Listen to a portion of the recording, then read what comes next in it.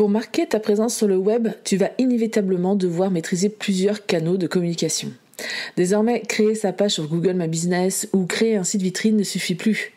En tant que web entrepreneur, il faut te créer un véritable écosystème pour que ton client sache exactement à qui il a affaire, quel que soit le point d'accès par lequel il a connu ta marque.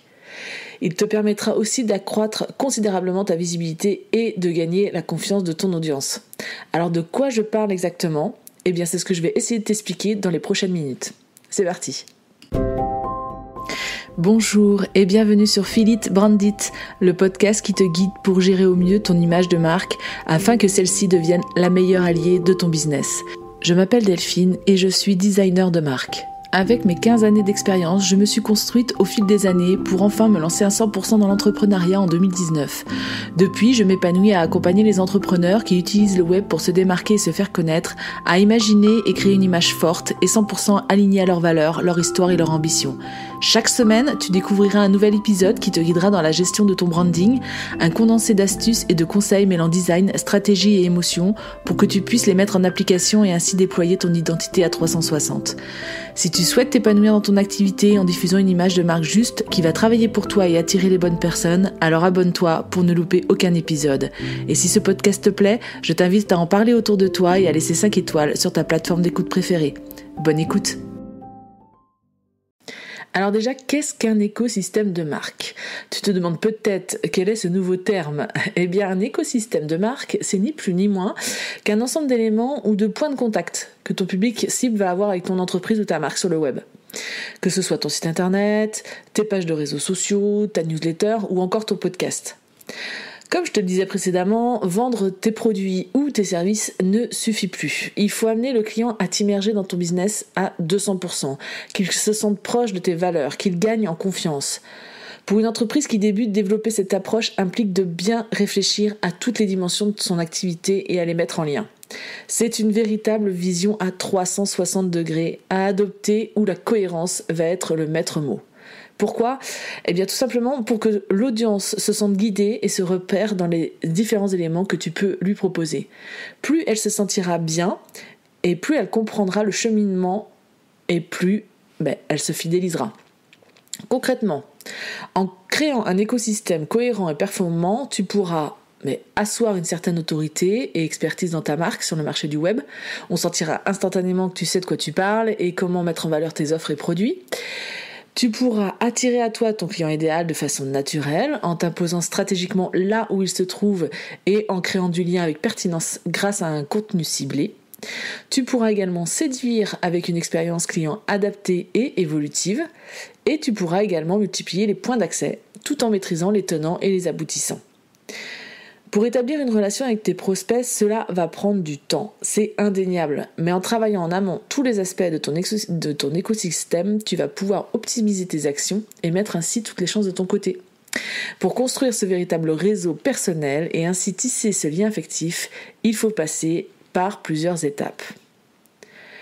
Alors, comment le mettre en place et bien le construire ? Tout d'abord, tu t'en doutes, pour avoir une vision d'ensemble sur tes objectifs et sur les canaux de communication à utiliser, il va falloir que tu prennes du recul et de la hauteur sur tes intentions. Connaître les habitudes et les attentes de ton client idéal, choisir les canaux d'acquisition et d'expression de ta marque, définir un objectif par canal de communication et créer la cohérence dans l'ensemble, et faire le point sur tes envies et tes ressources.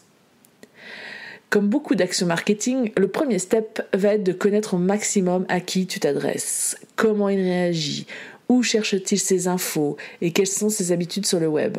Pour connaître tous ces paramètres, tu peux soit te fier à tes expériences clients passées, avec qui ça s'est super bien passé, soit mettre en place des interviews poussées de quelques minutes avec des personnes qui peuvent potentiellement devenir des prospects.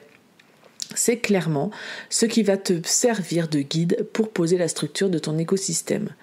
Sans cette étape, qui peut paraître fastidieuse, j'en ai bien conscience, tu vas naviguer à vue et émettre des suppositions qui ne seront peut-être pas les bonnes et donc qui vont te faire perdre du temps à mettre en place des actions non ciblées.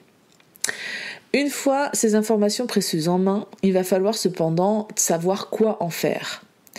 Par exemple, quand il te parle de ses habitudes sur le web, tu vas ainsi pouvoir déterminer sur quel canal axer ta com, comme le blog, la newsletter, le podcast ou les réseaux sociaux. Cela dit, garde en tête que chaque plateforme remplit des besoins et attentes bien spécifiques. Il faudra donc avoir une stratégie de contenu différente sans pour autant dupliquer ton contenu, mais plutôt en recyclant et adaptant ton discours en fonction de la plateforme. Quand ton client ou le prospect avec qui tu parles te parle de ses peurs et de ses freins, cela va pouvoir devenir des sujets sur tes futures créations de contenu. Que ce soit par des articles de blog, des épisodes de podcast ou des posts et réels sur les réseaux sociaux. Quand il te parle de lui, tu vas pouvoir découvrir ses valeurs profondes, ce qui l'anime, et ainsi axer ton discours en fonction de ça. Le but est de créer un ensemble structuré en fonction de tes objectifs. Bien sûr, tout ne se mettra pas en place du jour au lendemain. Focalise-toi sur un support de communication et élargis ton écosystème petit à petit. Garde à l'esprit que l'expérience entre toi et ton public ciblé doit être de qualité de A à Z. Ce qu'il faut comprendre aussi, c'est qu'il n'y a pas de règle. Tu peux très bien commencer à te faire connaître sur les réseaux en premier et ensuite créer des articles de blog ou un podcast. Personnellement, c'est exactement ce que j'ai fait. J'ai d'abord été sur Instagram, j'ai développé ma marque à travers ce réseau-là, puis j'ai lancé ma newsletter et enfin mon podcast et les articles de blog. Ce qu'il faut bien prendre en compte, c'est que si tu te lances sur les différents canaux d'expression ou d'acquisition, il te faudra une certaine régularité, une présence homogène et claire. Sinon, ton public va vite se désintéresser et passer à côté. La création de contenu est très énergivore et chronophage, donc ne te lance pas sur un autre canal si le précédent n'est pas appliqué de façon régulière. Laisse de côté les « il faut que » Rome ne s'est pas fait en un jour.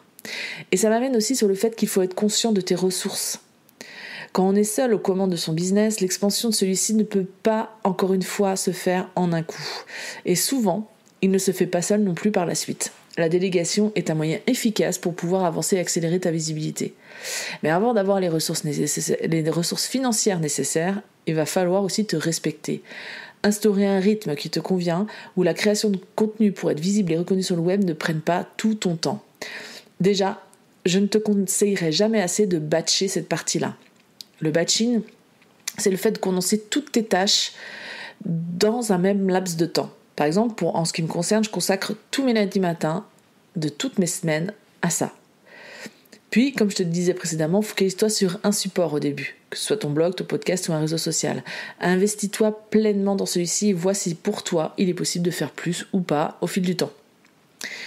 Pour que ce soit plus facile à gérer, tu peux bien sûr t'aider d'outils performants qui vont par exemple automatiser l'envoi d'emailing pour souhaiter la bienvenue à ton prospect. N'importe quel logiciel de gestion email le propose avec ses automatisations telles que MailerLite, HubSpot, ConvertKit ou encore Sendinblue. Et il peut te permettre aussi d'envoyer des campagnes d'email. Ou encore, pour publier à ta place, grâce à la programmation de tes posts de réseaux sociaux, tu as des outils tels que Meta Business Suite, Planoly ou Letter.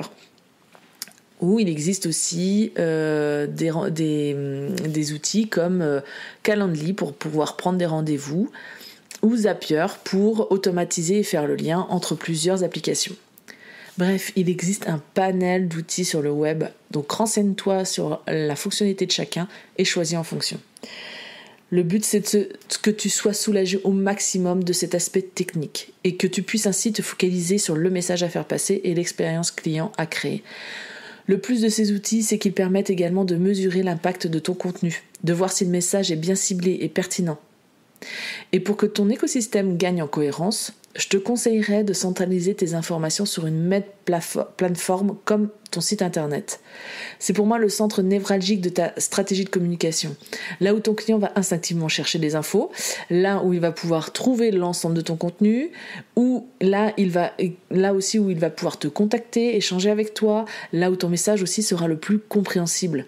C'est pourquoi il doit refléter forcément ton univers graphique, mais aussi mettre en valeur ton histoire, ton positionnement, tes offres et tes valeurs, ce qui t'anime en somme. Un support que tu pourras alimenter régulièrement pour amener un maximum de trafic et ainsi générer des contacts et des ventes. Tu l'auras compris, créer un écosystème pour ton business permettra d'accroître ta visibilité, de gagner en crédibilité et d'asseoir ton expertise. Une entreprise ne peut réussir sans les autres. La qualité première d'un bon chef d'entreprise est donc de savoir construire un écosystème robuste. C'est cette vision à 360 qui te guidera dans chacune de tes actions. Un cheminement dans lequel ton client cible pourra évoluer et adhérer à ta marque pour se fidéliser petit à petit. Si tu as d'ailleurs besoin d'être accompagné dans cette réflexion, n'hésite pas à m'envoyer un message à cet effet. Nous pourrons discuter ensemble et voir ce qu'il est possible de faire.